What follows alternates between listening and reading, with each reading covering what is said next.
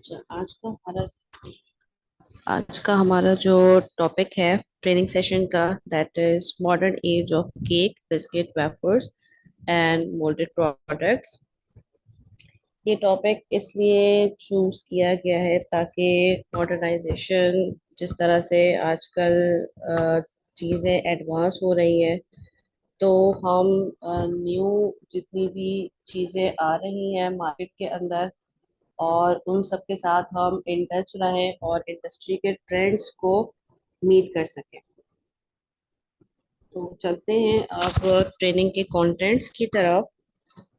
जो कंटेंट्स हैं ट्रेनिंग्स के, वो ये है कि आपके पास कुछ स्पेसिफिक बेकरी प्रोडक्ट्स हैं, जैसे कि केक, बिस्किट, वेफर्स, और जो मोल्डेड प्रोडक्ट्स होते हैं उनकी अंडरस्टैंडिंग और उनकी जो एवोल्यूशन है उसको हम समझ सकें। और साथ ही साथ डिस्कस करेंगे जो मॉडर्न ट्रेंड्स हैं और इंडस्ट्री के अंदर जितनी भी इनोवेशंस हो रही हैं, क्या एक्सप्लोरेशंस हैं, वो फर्दर डिस्कस करेंगे। एंड देन क्या इनोवेशंस की जा सकती है बेकरी प्रोडक्ट्स के अंदर और किस तरीके से क्रिएटिविटी आ रही है, तो फर्दर हम इसको भी डिस्कस करेंगे। ये जो ट्रेनिंग सेशन है वो सुहारा इंटरनेशनल की तरफ से दी जा रही है। Myself, Taina Bano, lecturer in Food Science and Technology program, Hamdard university. इस सेशन की जो मॉडरेटर हैं सैयद आसिफ अली, डायरेक्टर हैं सोहेरा इंटरनेशनल के। तो मैं बहुत थैंक का कि उन्होंने मुझे इनवाइट किया कि आप सबके साथ अपनी जो लर्निंग्स हैं, जो नॉलेज है, वो आप सबके साथ शेयर करूं। तो लेट्स स्टार्ट। जैसे कि हम जानते हैं कि बेक प्रोडक्ट्स जितनी भी होती हैं, उन सब की जो रेसिपीज हैं वो मेनली या तो व्हीट फ्लावर होते हैं या दूसरे फ्लावर्स होती हैं, जिनकी जो फॉर्मिंग होती है वो डिफरेंट शेप और हीटिंग प्रोसेसिंग के थ्रू उसको की जाती है। हीटिंग प्रोसेसिंग मींस के बेकिंग के थ्रू उसको प्रोसीड किया जाता है ताकि जो प्रोडक्ट के अंदर जो मॉइस्चर है वो रिमूव हो सके। और अल्टीमेटली हमारे पास जो बेकरी प्रोडक्ट्स हैं उसकी एक ऐसी प्रोडक्ट जिसके अंदर ग्लूटेन ना हो। तो अल्टीमेटली हम वो जो ग्लूटेन फ्री प्रोडक्ट्स हैं, चाहे वो किसी भी नॉन ग्लूटेन फ्री फ्लावर से बन रहा हो, तो वो उसको हम फिर किस क्लासीफाई के अंदर रखें। तो एक बेकरी प्रोडक्ट के अंदर एक ये क्लासिफिकेशन की कमी हमें नजर आती है। फर्दर अगर हम बात करते हैं हिस्टोरिकल पर्सपेक्टिव से, कि हिस्ट्री के अंदर जो बेकरी प्रोडक्ट्स हैं वो कहाँ से ओरिजिनेट हुए, तो जो बेकरी प्रोडक्ट्स हैं वो एंशियंट मिडिल ईस्ट से ओरिजिनेट होती हैं, जिसका मतलब ये होता है कि पहले जब ओरिजिनेट हुई तो बेकरी प्रोडक्ट यानी कि जो एक फ्लैट अनइवन ब्रेड थी वो क्रिएट हुई, और उस वक्त जो मेन पर जो फ्लावर यूज हो रहा था दैट वाज द बार्ले। तो इस तरीके से वहां से एंशियंट मिडिल ईस्ट से ये प्रोडक्ट ओरिजिनेट हुई।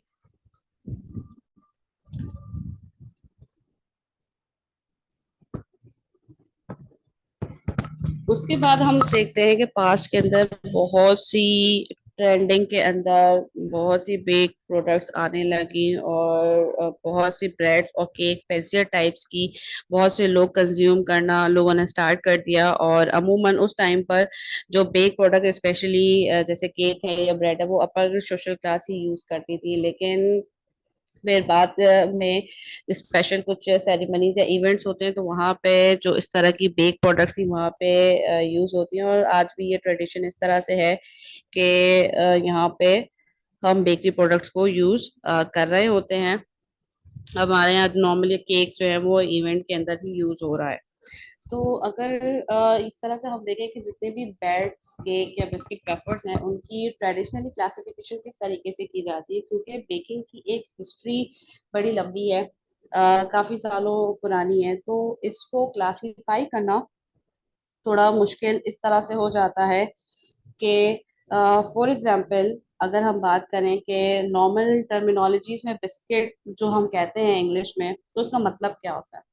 उसका मतलब ये होता है कि हमारे पास एक ऐसी प्रोडक्ट जिसका मॉइस्चर कंटेंट लो हो, जो हार्ड ईटिंग हो, स्वीटेंड प्रोडक्ट हो या थिन प्रोडक्ट हो, जिसकी शेल्फ लाइफ काफी ज्यादा होती है, तो इस तरह की जो प्रोडक्ट स्नैक के तौर पे हम यूज करते हैं, तो हमारी टर्मिनोलॉजी में तो बिस्किट का ये मतलब होता है।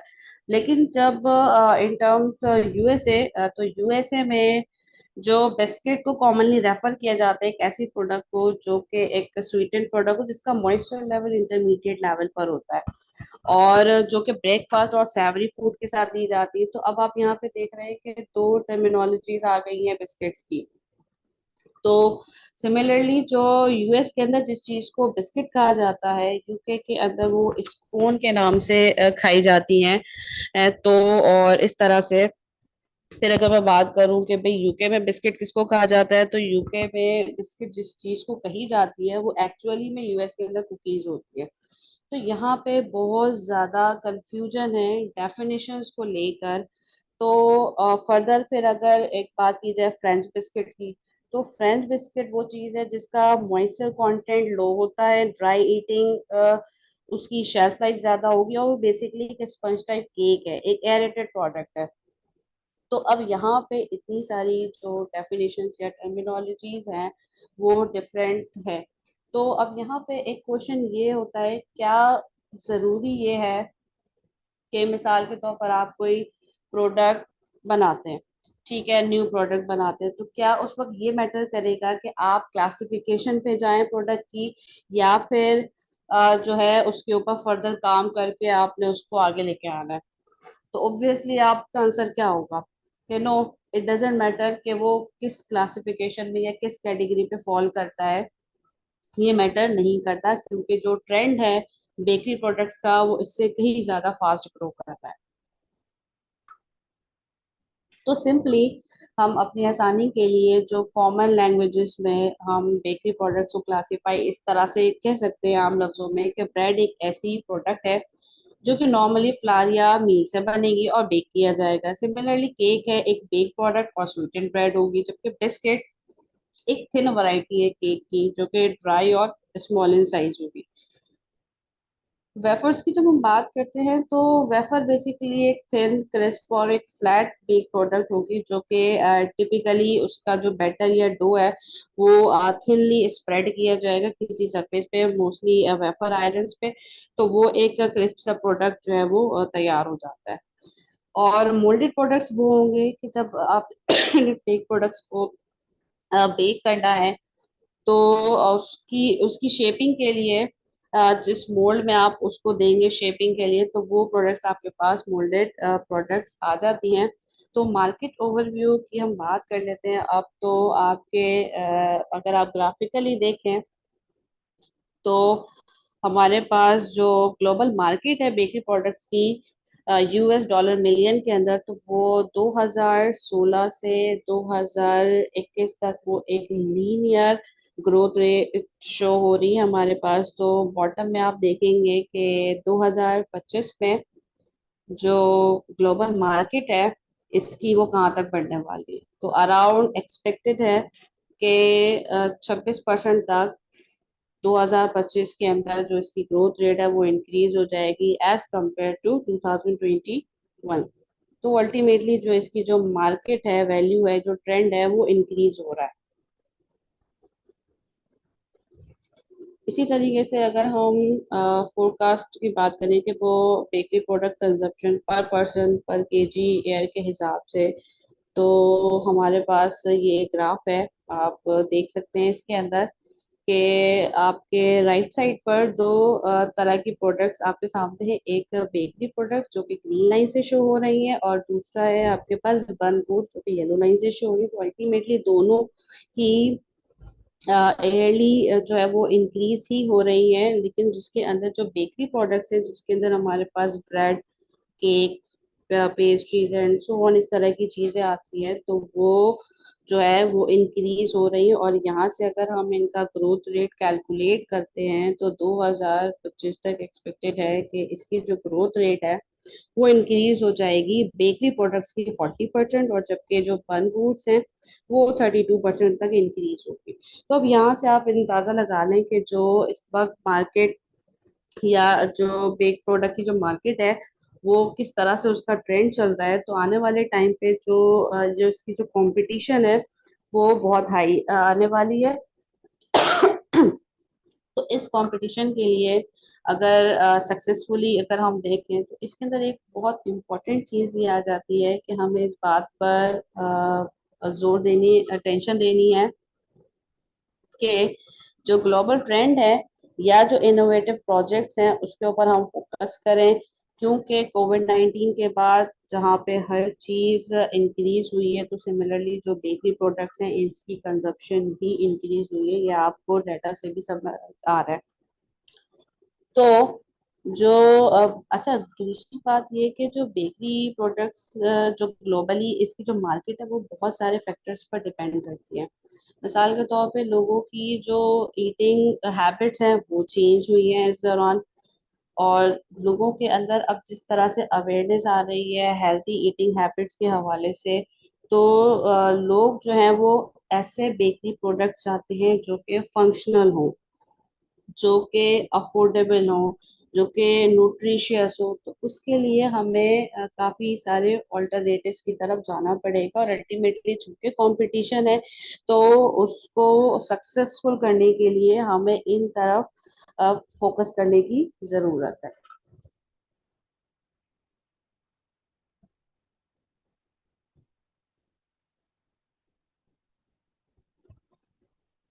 स्क्रीन नजर आ रही है मेरी?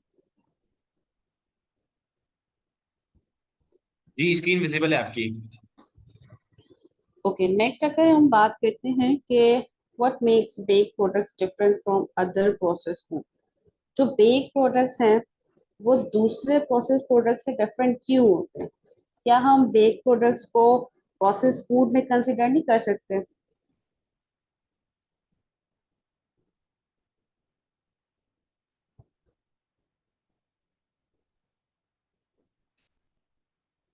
ये आप आंसर कर सकते हैं चैट्स में।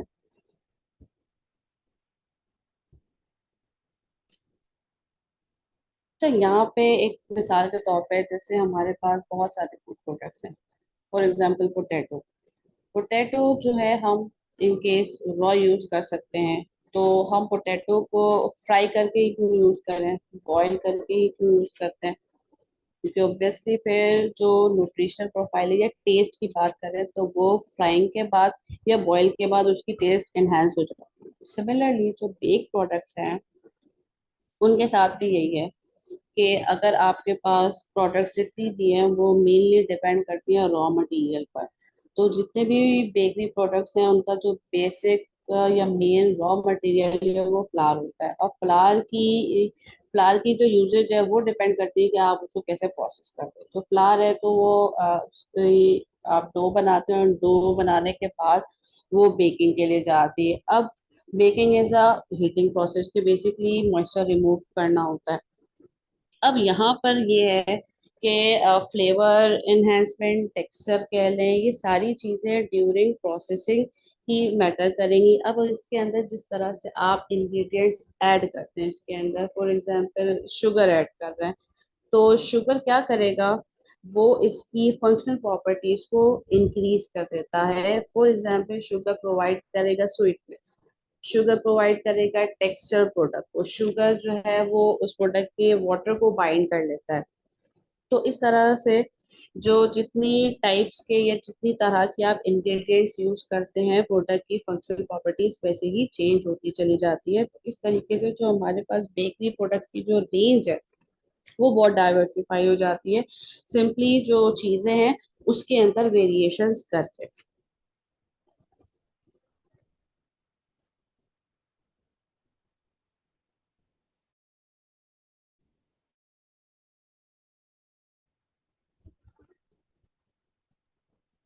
वो कौन से मेथड्स हैं जिनके जरिए हम बेक प्रोडक्ट्स को कैरेक्टराइज कर सकते हैं? क्योंकि अभी मैंने स्टार्ट में जिस तरह से बात की थी कि बेकरी प्रोडक्ट जितनी भी हैं उनकी जो कैरेक्टराइजेशन है वो बड़ी डिफरेंट होती है, डिपेंड अपॉन उसकी कंजप्शन, और वो country to country, person to person different होती है। तो बेकरी प्रोडक्ट की जो कैरेक्टराइजेशन है वो मेनली असेस की जाती है उसकी विजुअल एग्जामिनेशन के जरिए, followed by smelling, feeling, testing और एक्सपीरियंसिंग इट्स टेक्सचर।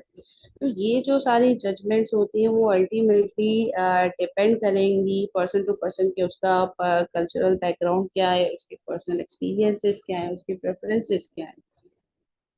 तो ये सारी चीजें हैं जिनके बेसिस पर आप बेक प्रोडक्ट्स को कैरेक्टराइज कर सकते हैं। Factors contributing and bake product qualities, वो कौन सी प्रोडक्ट बेक प्रोडक्ट की क्वालिटीज होंगी जो इम्पोर्टेंट हैं। तो फर्स्टली जब आपके सामने कोई बेक प्रोडक्ट होता है तो अमूमन क्या होता है कि उसका आउटर जो स्ट्रक्चर, एक्सटर्नल स्ट्रक्चर, वो टोटली डिफरेंट है, यानी वो ऊपर से hard, dry, dark in colour, लेकिन जब आप उसको तोड़ते हैं तो फिर अंदर से वो एक सॉफ्ट और लाइट कलर, मॉइस्चर लेवल उसका डिफरेंट होता है, सॉफ्ट होता है। जब आप उसको खाते हैं तो अब जो है वो सॉफ्ट है, चुवी स्ट्रक्चर होगा। तो ये सारी जो प्रोडक्ट की क्वालिटीज हैं वो मैटर करती हैं कुछ फैक्टर्स पे। मिसाल के तौर पर साइज है कि आप जब डो बना रहे हैं या बैटर है तो उसका पीस वेट क्या है, उस प्रोडक्ट का वॉल्यूम क्या है। इसी तरीके से शेप है, तो आप अपनी प्रोडक्ट को शेप कैसे देते हैं, उसकी मोल्डिंग, उसकी फॉर्मिंग या डिपोजिशन के लिए, शेपिंग के लिए आप पेन यूज कर सकते हैं, ट्रेस यूज होती हैं, और फ्री स्टैंडिंग इस तरह से, तो जैसे बिस्किट है उसके लिए कोई पेन या ट्रे हमें फ्री स्टैंडिंग किया कर लेते हैं। सेम फॉर एक्सटर्नल कलर, जैसे कि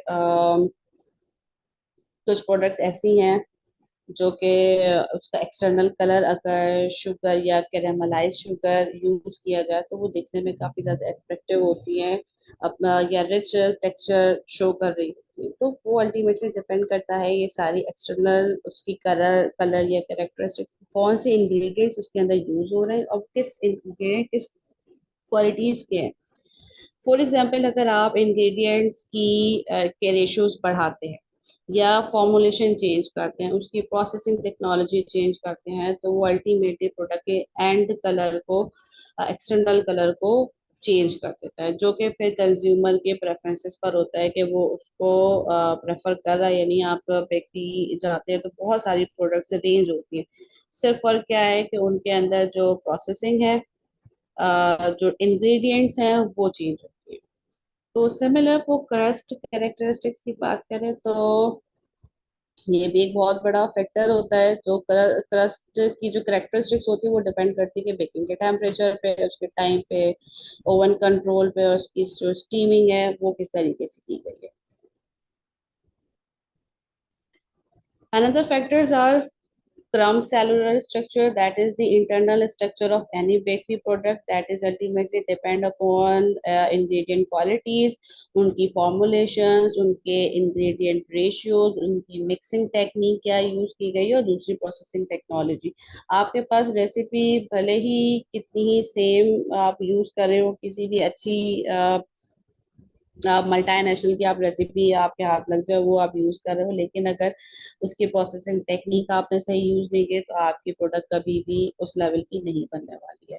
तो अदर देन आप जो हीट ट्रांसफर है प्रोडक्ट की कुकिंग के दौरान, तो वो आप किस तरह से उसकी हीट ट्रांसफर को कंट्रोल कर रहे हैं, ये बहुत इंपॉर्टेंट है। प्रोडक्ट का इंटरनल कलर, जो उसके क्रम का कलर होता है, वो डिपेंड करता है उनकी इंग्रेडिएंट्स की क्वालिटीज पर। फॉर्मुलेशन, इंग्रेडिएंट के रेशियोज कितने हैं, और क्रम का अपना सेलुलर स्ट्रक्चर क्या है, वो डिपेंड करेगा कि मिक्सिंग आपकी कितनी यूनिफॉर्म हुई है या नहीं। सिमिलर फॉर क्रम सॉफ्टनेस, ये भी आपकी प्रोडक्ट की क्वालिटी बता रहा होता है कि फाइनल प्रोडक्ट का मॉइस्चर कंटेंट कितना है, आइदर वो ओवर हीटेड या अंडर कुक तो नहीं है। उसकी इंग्रेडिएंट क्वालिटीज, उसकी फॉर्मुलेशन, उसके रेशियोज, और क्रम का स्ट्रक्चर। बेकिंग टेम्परेचर और टाइम बहुत इंपॉर्टेंट फैक्टर है, क्योंकि अगर आप इसको कंट्रोल नहीं करते हैं तो आपकी प्रोडक्ट जो फाइनल, जो फिनिश प्रोडक्ट है, वो उस कैरेक्टरिस्टिक्स की नहीं अटेन हो पाएगी।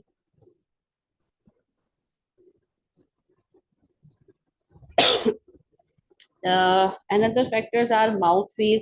जब प्रोडक्ट आपकी सॉफ्ट होती है तो वो चिवी भी होगी, तो उसका मॉइस्चर लेवल ये डिफाइन करेगा कि उस प्रोडक्ट का इंटरनल स्ट्रक्चर किस तरह से उसको मेंटेन करना है। प्रोडक्ट टू प्रोडक्ट डिफरेंट होगा मॉइस्चर लेवल ऑब्वियसली।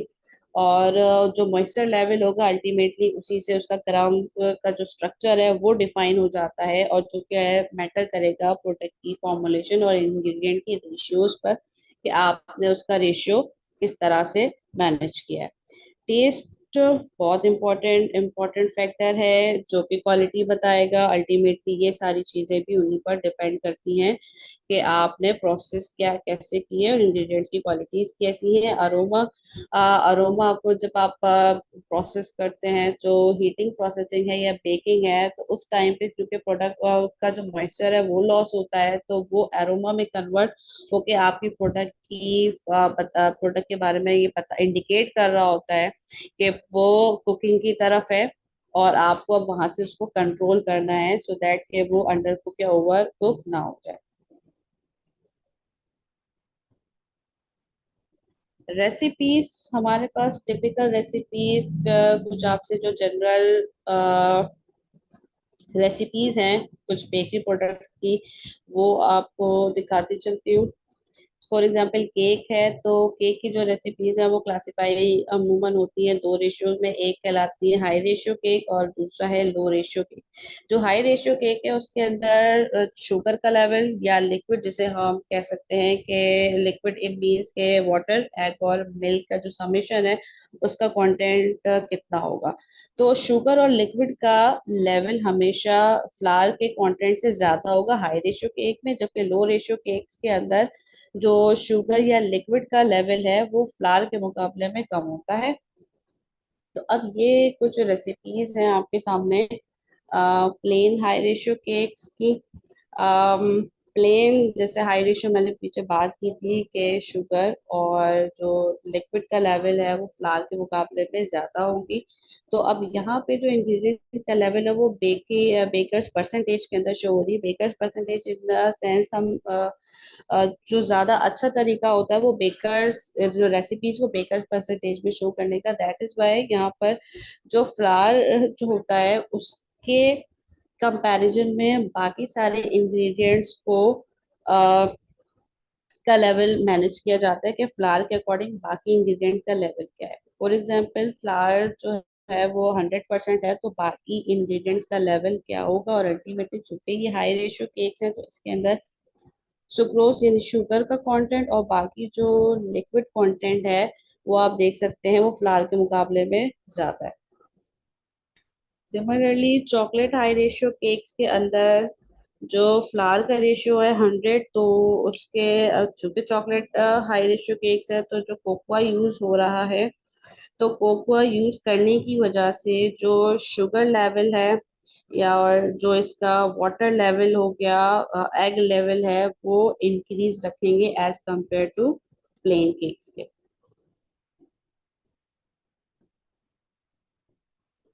अब चलते हैं व्हाइट हाई रेशियो केक। अब नाम से ही है व्हाइट हाई रेशियो केक, तो इसके अंदर जो एग यूज करेंगे वो व्हाइट एग, यानी कि बेसिकली उसके अंदर एग वाइट होगा।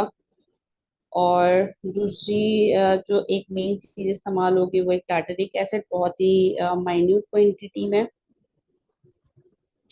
स्पंज केक प्रोडक्ट्स के अंदर आप देख सकते हैं कि अब पीछे जितनी भी रेसिपीज यूज की गई है उसके अंदर फैट जो है वो इन फॉर्म्स ऑफ सॉलिड यानी शॉर्टनिंग में यूज किया है, लेकिन स्पंज केक प्रोडक्ट्स के अंदर जो शॉर्टनिंग यूज नहीं की जाती है, अमूमन ऑयल यूज किया जाता है।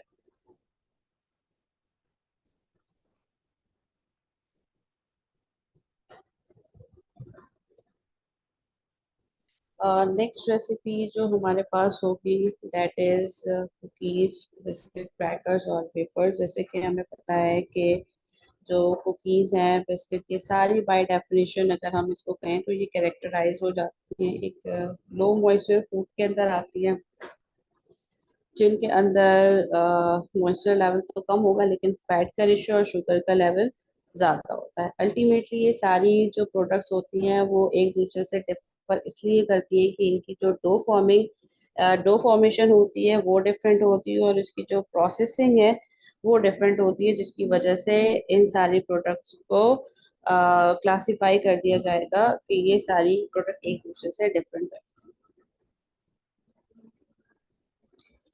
इन सारे प्रोडक्ट्स की अगर कंपैरिजन किया जाए तो इनमें जैसे क्रैकर्स है, semi sweet biscuit, short dough, high fat या हाई शुगर, सॉफ्ट और वेफर। तो इनके आप ये देखिए इंग्रेडिएंट्स लेवल सिर्फ चेंज किया है, और अल्टीमेटली जो इनका बेकिंग टाइम है ये चेंज करने से प्रोडक्ट की टोटली जो करेक्टरिस्टिक्स है वो चेंज हो जाती है।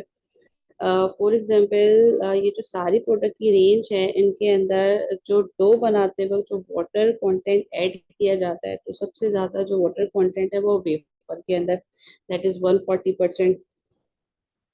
तो हाई लेवल वाटर का है, लेकिन जब ये प्रोडक्ट फिनिश प्रोडक्ट में कन्वर्ट होती है तो इसके अंदर मॉइस्चर जो कंटेंट है वो इंतहाई लो होता है, दैट इज 1 to 2%। बाकी प्रोडक्ट्स के मुकाबले में जो क्रिटिकल इंग्रेडिएंट्स हैं वो सारी प्रोडक्ट में ऑलमोस्ट सेम होती है, सिवाय हाई फैट शॉर्ट डो के अंदर, जिसके अंदर फैट का लेवल चूंकि ज्यादा होता है। तो ये प्रोडक्ट आपकी बेकिंग टाइम, ये बेकिंग के दौरान सबसे ज्यादा टाइम कंज्यूम करती है।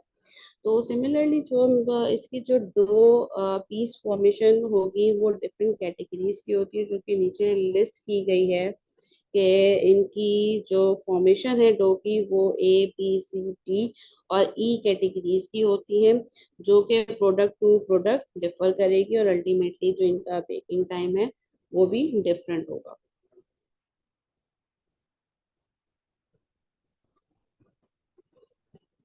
अपॉर्चुनिटीज हमारे पास क्या है न्यू प्रोडक्ट डेवलपमेंट के अंदर। तो जैसे मैंने आपको पीछे ग्राफिकली चीजें दिखाई थी कि क्योंकि ट्रेंड है मार्केट के अंदर, और मजीद इसका ट्रेंड इंक्रीज ही होगा। तो न्यू प्रोडक्ट डेवलपमेंट जो है मार्केट के अंदर वो प्रोडक्ट कंज्यूमर्स के प्रेफरेंसेस को देखते हुए उसको डिजाइन या फॉर्मुलेट किया जाए, क्योंकि हमारे यहाँ आजकल जो लोगों के अंदर ट्रेंड है वो हेल्थी ईटिंग का, डाइटरी बिस्किट्स का, और इस तरह की प्रोडक्ट्स जो के फंक्शनल बेकरी प्रोडक्ट्स के अंदर आ सकती है। तो इसको प्रोसेस करने का तरीका ये होगा कि आपने तो पहले तो मार्केट ओवरव्यू ले लेना है, और उसके बाद उसकी ब्रीफिंग करनी है कि किस तरफ आप जो है अपनी प्रोडक्ट को डेवलप या एनहेंस से मॉडिफाई करते हैं।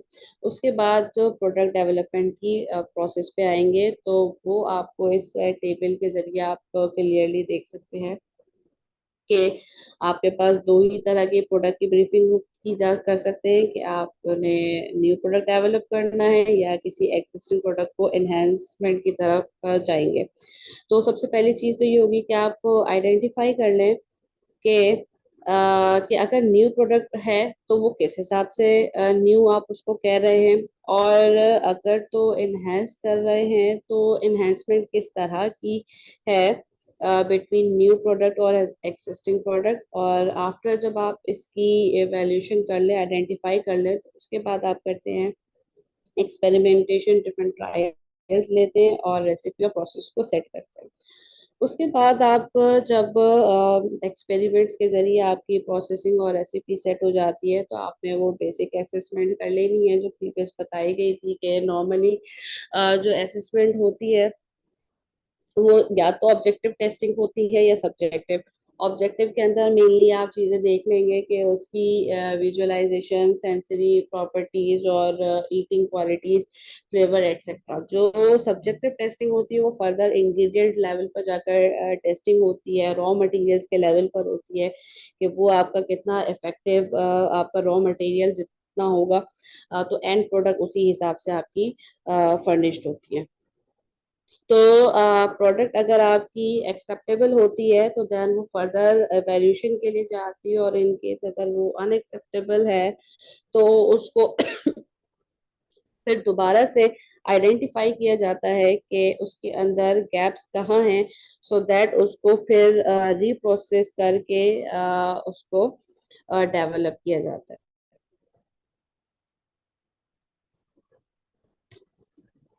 तो फाइनली जो प्रोडक्ट डेवलप होती है उसको कैरेक्टराइज आप इस तरीके से कर सकते हैं on the basis of their size, shape, उसकी डेंसिटी, उसके सेलुलर स्ट्रक्चर्स पर, उसकी ईटिंग क्वालिटीज पर, उसके फ्लेवर और शेफ लाइफ पर आप उसको कैरेक्टराइज कर लेते हैं। और जो ईटिंग क्वालिटीज होती हैं किसी भी प्रोडक्ट की, वो रिप्रेजेंट की जाएंगी उस प्रोडक्ट की क्वालिटी पर। जैसे कि जो ईटिंग क्वालिटी है वो मेजरेबल होगी on the basis of their moisture और डेंसिटी। फर्दर जो है वो मॉइस्चर के पैरामीटर्स आप सेट कर सकते हैं उसकी रेसिपी और प्रोसेस के थ्रू, और फिर डेंसिटी के पैरामीटर्स हैं। तो ये सारी जो ईटिंग क्वालिटीज हैं वो अल्टीमेटली फॉल करती हैं नीचे बॉटम पे उसके इंग्रेडिएंट लेवल पर बात आ जाती है। तो जब इंग्रेडिएंट लेवल पर आप किसी चीज को मॉडिफाई करते हैं तो उसकी अल्टीमेटली प्रोडक्ट की ईटिंग क्वालिटी चेंज हो जाती है। तो मिसाल के तौर पर आपके पास है इमल्सिफायर, तो इमल्सिफायर किस टाइप का आप यूज कर रहे हैं और इमल्सिफायर का लेवल क्या रखा है। तो जब आप इन चीजों के अंदर चेंजिंग या वेरिएशन करते हैं तो प्रोडक्ट की जो ईटिंग क्वालिटी है वो उस पर इफेक्ट करता है। तो आप इस प्रोडक्ट की इस तरह से इंग्रेडिएंट लेवल पर जाकर उसकी क्वालिटी को इनहेंस कर सकते हैं प्रोडक्ट की। तो ये आपको एक सिंप्लीफाई जो है वो उस फॉर्म में आपको दिखाया है कि किस तरीके से आप अपने प्रोडक्ट के अंदर फोर्टिफिकेशन हो, एनरिचमेंट हो, कोई प्रोडक्ट डेवलपमेंट हो, तो वो किस तरीके से अकॉर्डिंग टू जो मार्केट ट्रेंड्स हैं उसको आप लेकर चल सकते हैं। और इसके हवाले से अगर आपके पास यहाँ पे कोई मजीद कोई क्वेरी है या कोई क्वेश्चन है तो वो आप जरूर डिस्कस करें।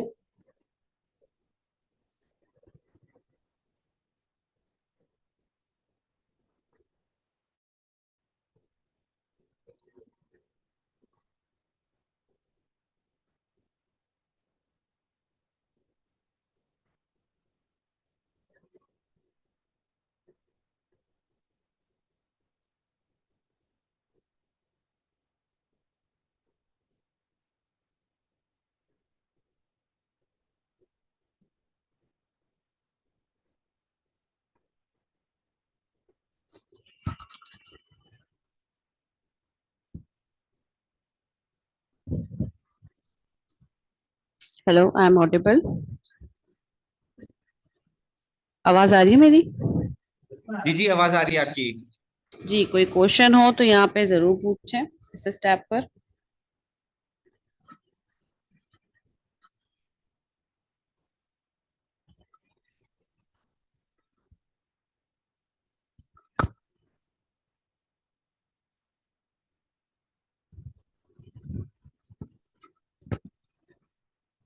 एक क्वेश्चन है कि बटर और शॉर्टनिंग में डिफरेंस। तो बेटा, शॉर्टनिंग बेसिकली वेजिटेबल ऑयल को जब हम हाइड्रोजनेशन फॉर्म में लेके जाते हैं तो वो शॉर्टनिंग में कन्वर्ट होती है, जबकि बटर जो है हमारे पास नेचुरली प्रोड्यूसिंग जो मिल्क से हम एक्सट्रैक्ट करते हैं, दैट इज द बटर।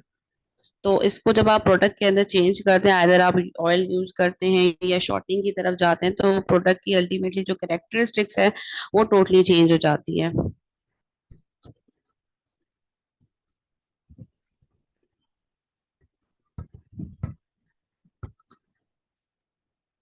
अ, ताहिरा, कुछ जो क्वेश्चंस जो है वो चैट बॉक्स में भी आप एक बार उसको रिव्यू कर लें, उसको आंसर कर दें। इसके अलावा जो लोग क्वेश्चंस करना चाहें तो वो डायरेक्ट भी क्वेश्चंस कर सकते हैं। तो यहाँ पे क्वेश्चन किया है कि ईटिंग क्वालिटीज जो वो ट्रायल बेसिस पे कैसे डिफाइन होंगी। तो ईटिंग क्वालिटीज जो है वो ट्रायल बेस पे, जो ट्रायल बेस पे तो नहीं चेक होती, जब फिनिश प्रोडक्ट आपके पास आती है तो फिर वहां से आप अपने इंग्रेडिएंट्स का लेवल और टाइप देख के उसकी मॉडिफिकेशन फर्दर कर सकते हैं।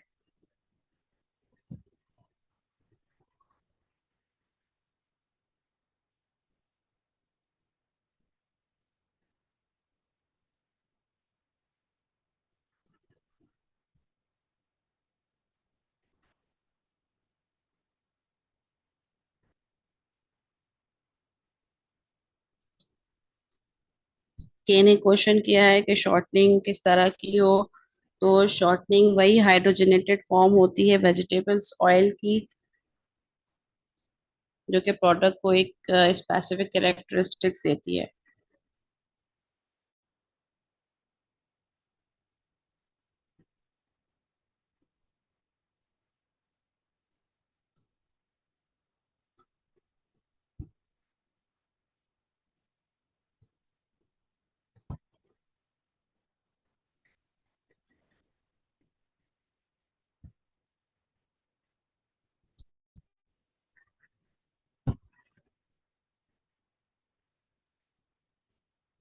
which standard parameters are analysis for cake?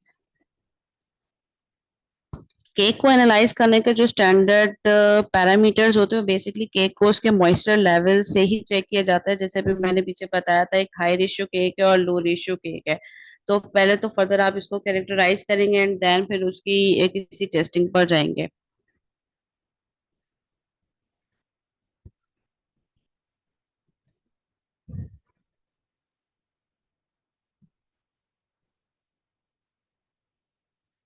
Online baking industry का विजिट जरूर करवाएंगे इसको।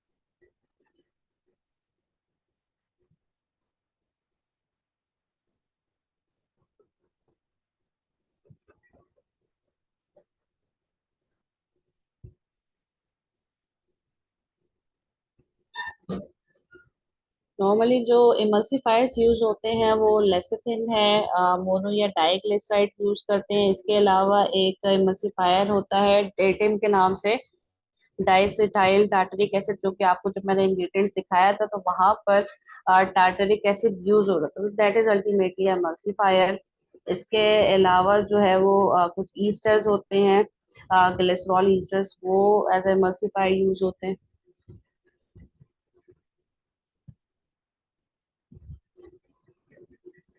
जो डिफरेंट इमल्सिफायर्स, उनका डिफरेंट पर्पस होता है। तो उस स्पेसिफिक पर्पस को टारगेट करके कि आप जो इमल्सिफायर यूज करना चाह रहे हैं, आपका एंड जो टारगेट है वो क्या है, या आपको प्रोडक्ट की क्वालिटी किस तरह की चाहिए, एंड क्वालिटी, उसको देखते हुए फिर वो इमल्सिफायर सिलेक्ट करेंगे।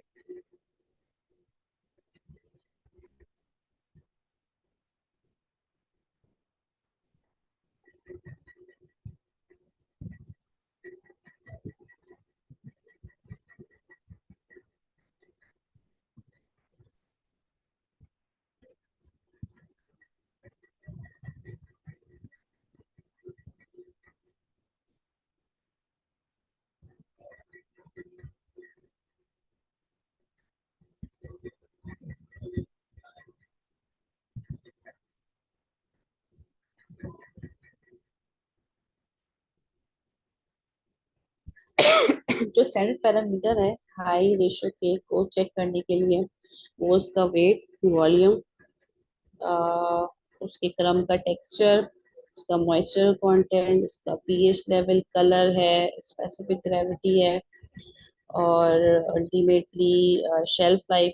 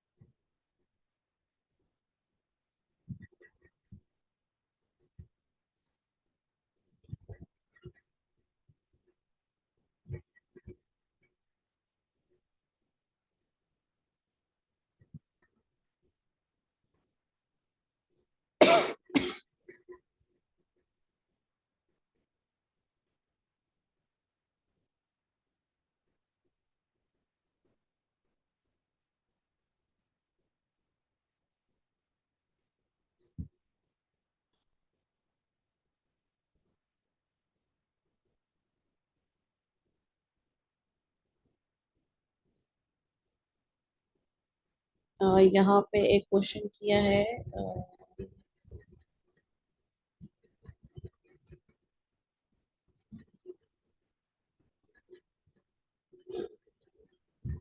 persimmon ब्रेड, बनानी हो तो कितनी परसेंट यूज कर सकते हैं, तो 2 से 3 राइप अगर आप यूज कर लें,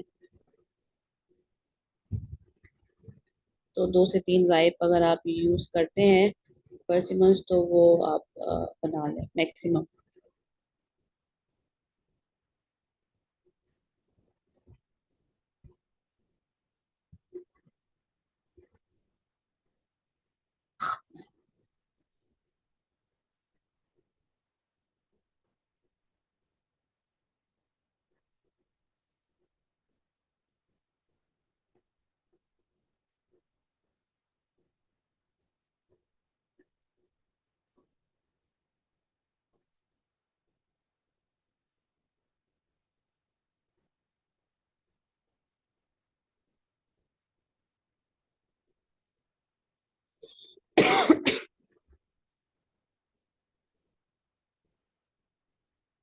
शुगर का सब्स्टिट्यूट, क्योंकि शुगर जो है ना वो आपका टेक्सचर देता है, वो मॉइस्चर को कंट्रोल कर लेता है, बाउंड कर लेता है। तो अगर ग्लाइसेमिक इंडेक्स के तौर पे अगर आप ये कहें कि भाई शुगर की जगह तो बहुत सारी रिप्लेसमेंट है शुगर की जगह, जैसे कॉमनली स्टीविया है, और काफी सारे पॉलीओल्स हैं जैसे कि एराइथ्रिटोल, और इस तरह से अगर आप किसी फ्रूट का एक्सट्रैक्ट यूज करना चाहें तो वो भी यूज किया जा सकता है।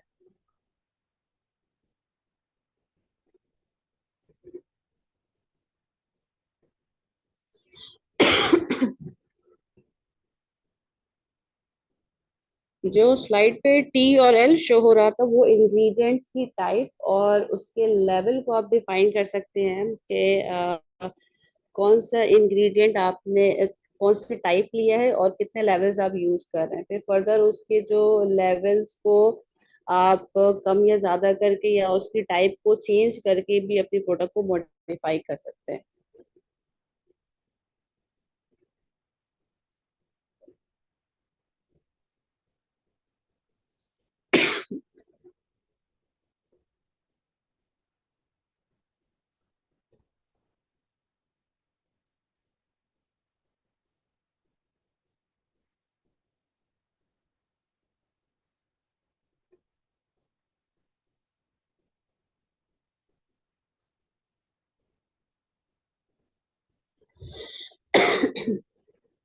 Temperature start cooking First of all, thank you very much on behalf of Sohera International.